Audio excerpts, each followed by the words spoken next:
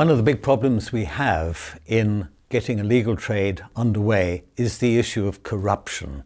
And this, of course, is a huge concern everywhere. And people have seen many well-documented cases of how corruption can absolutely put a stop with any attempt to look at conservation of valuable wildlife species. I can give one simple example of this.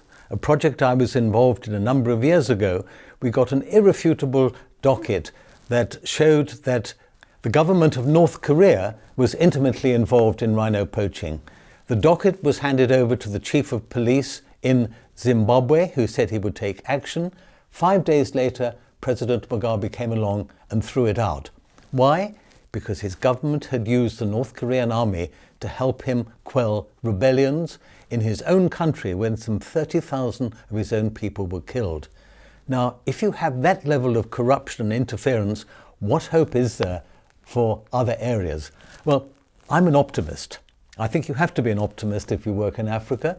And I think it's very encouraging to see how at long last governments are starting to address the issues of corruption and take action. It's certainly happening now in South Africa. There's a long way to go.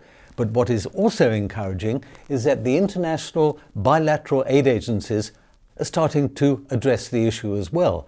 And they're saying to governments, unless you address corruption in your country and make sure the money that we allocate is used where it should be, aid money will stop.